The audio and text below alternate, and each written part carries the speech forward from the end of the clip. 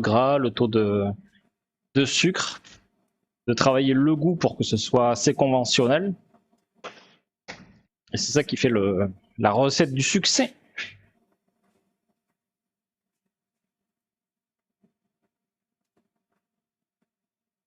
Mais il en faut pour tous les goûts, voilà. J'ai pas envie de cracher sur qui que ce soit. Il y en a qui s'appelaient. Donc grand bien leur face. Moi c'est pas trop mon kiff. Je viens mon rire de faim devant ton stream. J'attends midi avec impatience, j'ai pas déjeuné. Ça va très bien l'atelier d'Ika, merci beaucoup. Tu sais qu'il est midi et quart quand même. J'attends midi avec impatience, il est midi et quart. Je savais qu'il te manquait une case à toi.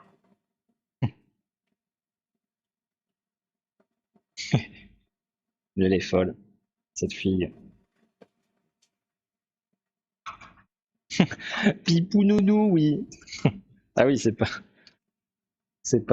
chou, c'est pas choupinou. C'est vrai que les artisans chocolatiers, c'est vraiment un coup de cœur. Après 10 ans sur Orléans, ça fait 3 ans qu'on est sur Paris. Après avoir testé beaucoup de grands chocolatiers, Roger, notre préféré reste Sébastien Papillon. Ah, c'est un très très bon artisan, oui. On va bientôt passer une commande chez toi aussi, quand on est passionné. C'est bon de chimie. Eh ben, n'hésite pas, ouais. Après, je me prétends pas aussi bon qu'eux, bien sûr. Mais j'ai des retours comme quoi certains préfèrent certains de mes produits à d'autres de grands chocolatiers. Donc, c'est des avis qui sont subjectifs. Moi, je fais des choses du mieux que je peux. Et après, ben, ça convient ou non. Donc, ben, si tu veux tester, j'espère que ça te plaira.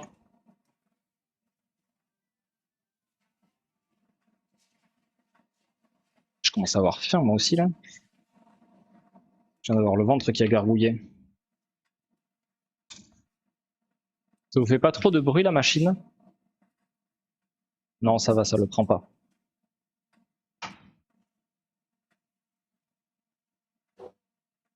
Chocolat praliné coriandre. Chocolat au thé. Praliné coriandre, je crois que j'ai jamais testé ça.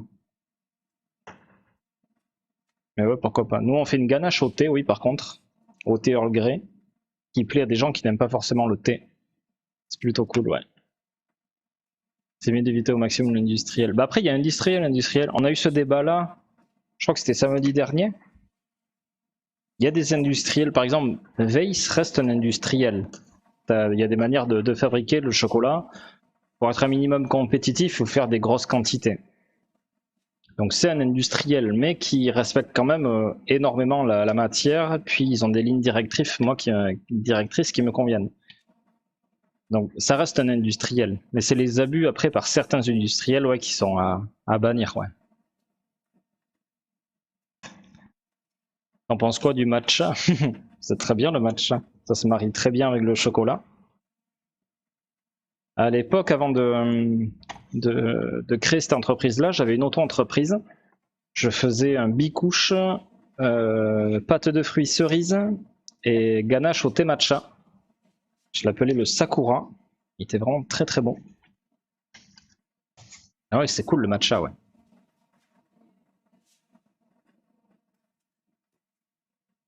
Puis même ici, on a déjà fait des pâtisseries à base de ça. C'est vrai que ça fait un moment, hein. À Noël, fête ou anniversaire, j'interdis les gens de m'offrir ce masque. Ça m'écœurait, je visais jamais, je crois. Ouais, c'est ça. Mais souvent, ouais, c'est des boîtes qui traînent pendant des lustres. Personne n'en veut. Il y en a souvent qui les réoffrent derrière.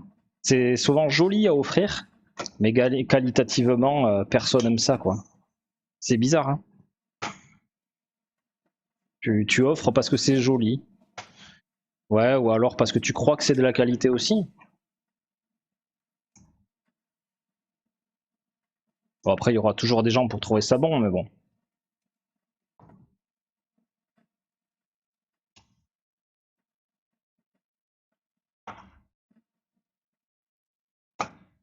Coucou Koé. Coucou mon cher Koé, comment tu vas? Ouais, nous ça va très bien. Ça fait plaisir de te voir mon cher Koé. Rien de mieux qu'un véritable artisan avec de belles valeurs, un savoir-faire et qui utilise de beaux produits. Mais merci beaucoup Serguise de nous valoriser de la sorte. Après, tous les artisans défendent pas ces valeurs-là. Mais ouais, faut les repérer. Ouais. Merci à toi. J'ai revu sur nous. Il y a eu un décalage entre mon commentaire et la caméra, d'où le quiproquo. Quand j'ai commenté, j'ai vu un blender rempli de fruits. Je crois. Non, c'est des cacahuètes dedans. Dans le robot coupe qui est ici, c'est un praliné cacahuète.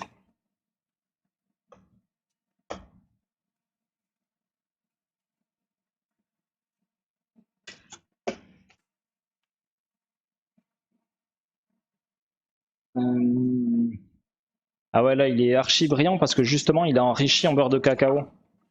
On peut coller du praliné rien qu'avec du chocolat.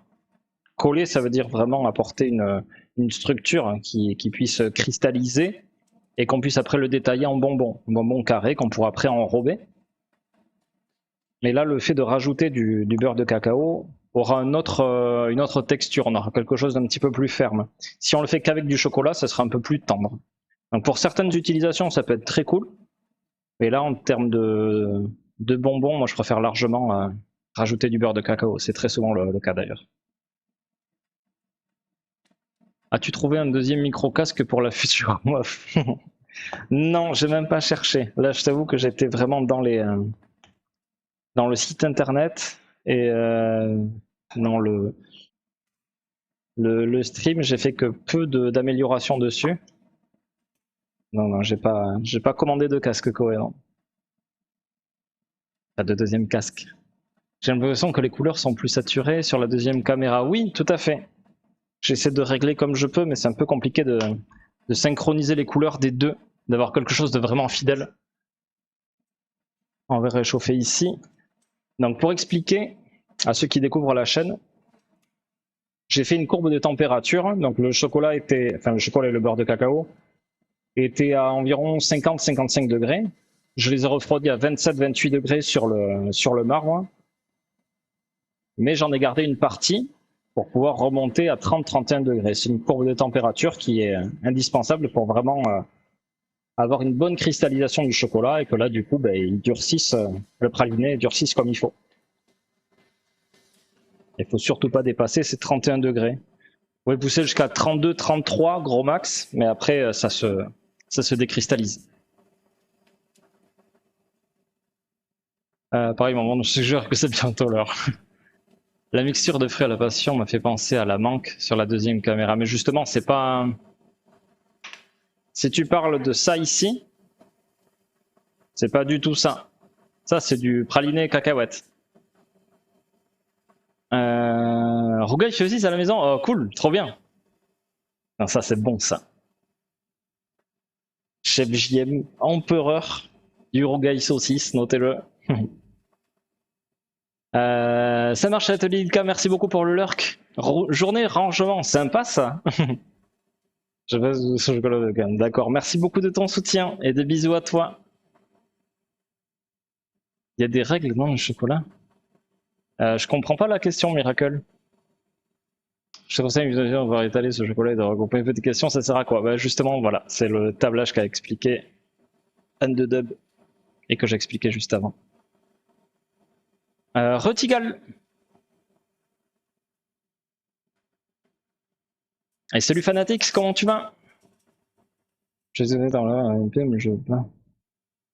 Tu peux pas me chuchoter? Ah non, à Ori, pardon. Ça ne m'était pas destiné. C'est bon à savoir car je fais des ganaches sur les gâteaux. Alors par rapport au tablage, ça ne concerne pas les ganaches. C'est très différent. Ne confondez pas le chocolat et les produits à base de chocolat. Un bonbon de chocolat, ce n'est pas que du chocolat.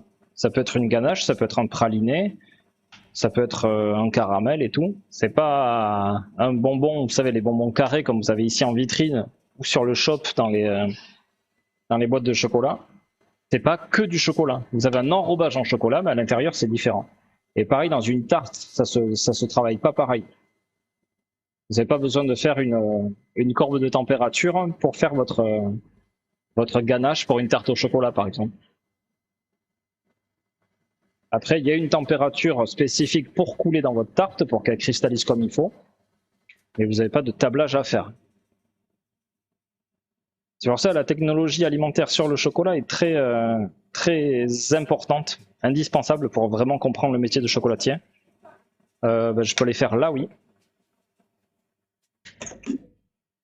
Hop. Ouais, on peut, ouais.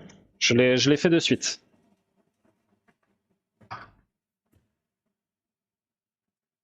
Excuse-moi.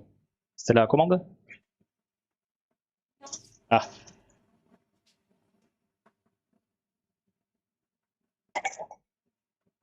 Alors, une maryse. Désolé, je vais faire les éclairs hors câble. Que ça aille un peu plus vite.